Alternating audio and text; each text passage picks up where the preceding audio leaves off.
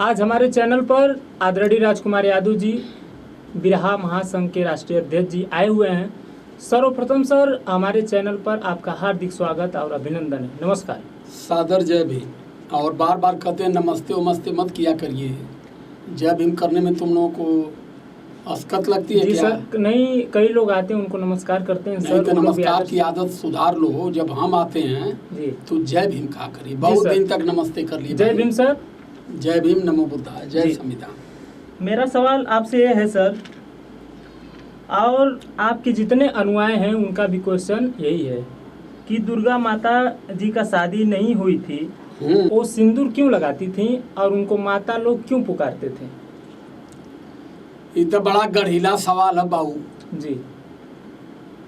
ये तो अब हमके कुछ हमारे गुरु हम पंडित जी लोग जी उन लोगों से पूछे कि पड़ी आ खास तौर से जाने हमार दिमाग जाता जी। तो एक दिन सोचे तो नहीं हम ये बात के बड़ी बारीकी से जी कि दुर्गा माता के पास 8 हाथ थे,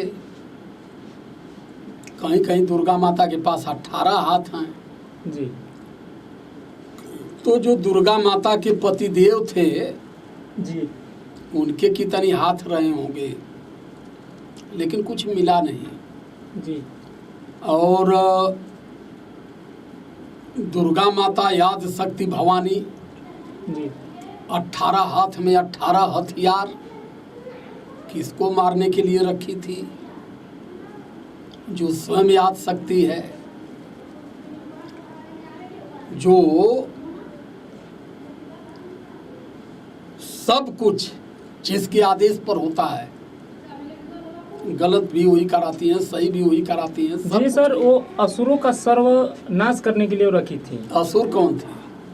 वही असुर दैत्य जो थे, राक्षस। अच्छा, तो उन्होंने कहीं नाश का घर ली जी टोटल। जी। तो ये बेला में ना असुर राक्षस भी हैं सर, इस समय भी हैं जो लेकिन जंगल में हम जी सुना।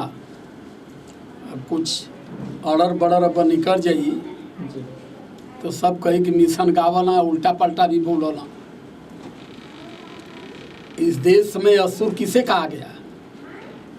जैसे एक मोटा मोटी असुर हमके भी मान ला। जी। अब संविधान हटत है मनुस्मृति के हिसाब से। जी जब संविधान बनी तो हमें बड़का महिषासुर हमके लिखावल जाई। जी। एक बहुत बड़ा असुर था, पहाड़ों में रहता था। पहाड़ों में? हाँ जी। ये कहानी गढ़ी जाएगी। जी। असुर रामाकांत यादव की बनावल जाई। हम ही लोग असुर थे उस समय।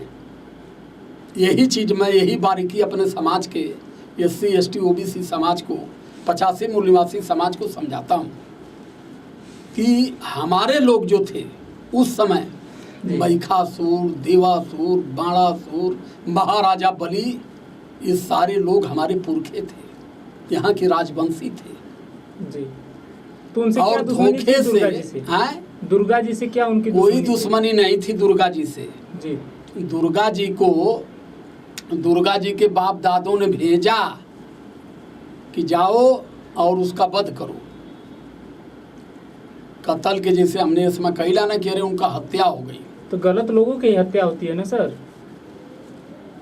हाँ, यो तुम्हारा का नाम सही है। गलत के है? हमको क्या मानते हैं? हम गलत हैं?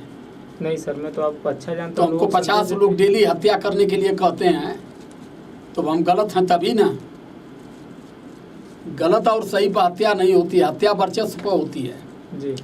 राजा महिषासुर के राज पर कब्जा करने वाले लोगों ने याद शक्ति भवानी दुर्गा को भेजा कि जाओ और वध करो उसका। जब वो मारा जाएगा तो मैसूर पर हमारा कब्जा होगा। जी। और मैसूर में पाखंड शुरू किया जाएगा। तो अब कुल कहानी ढेर लंबी चौड़ी है जी।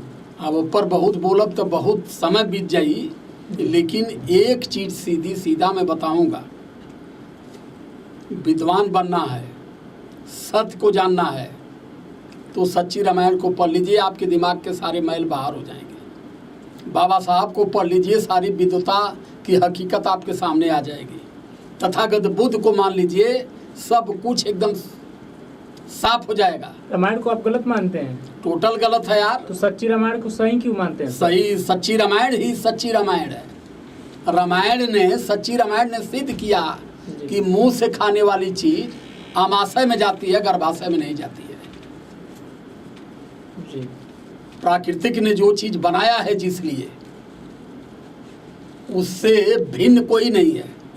जो रामायण लिखा है वो स्पष्ट करके बताए कि वो कैसे पैदा हुआ है। जी। सच्ची रामायण कहती है कि मेघी किसी बेटी का जन्म नहीं दे सकती।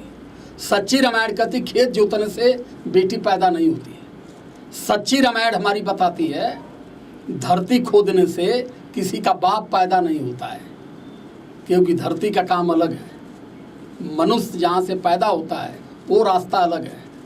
सच्ची रामायण ने सब सिद्ध करके रखा। सुप्रीम कोर्ट ने उसे मान्यता दिया कि जो ये कह रहे हैं एकदम सही है। जी। पेरियार रामास्वामी नायकर, पेरियार ललई यादव जी, ऐसे ऐसे महापुरुषों के द्वारा ये सारी चीज तर्क पर सिद्ध की गई। और देश मानता है, देश जानता है, लेकिन अपने लोग नहीं मानते हैं। और अपने लोगों को न मानने का कारण कि हमारे लोग लगातार गलत दिशा में जा रहे हैं। अधिकार विहीन, सत्ता विहीन, संपत्ति विहीन, सम्मान विहीन होते चले जा रहे हैं। जी।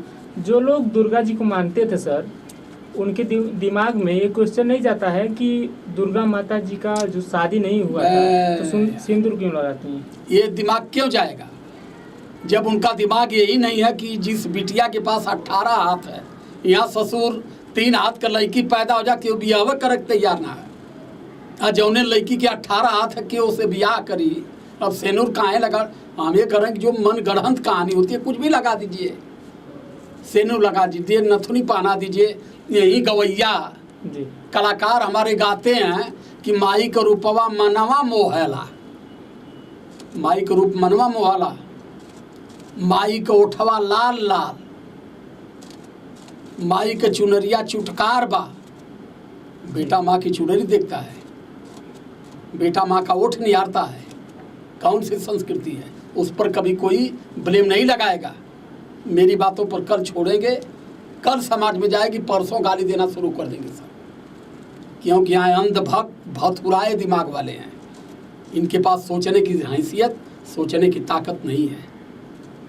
बेटे और माँ का रिश्ता क्या होता है इन गधों को पता है।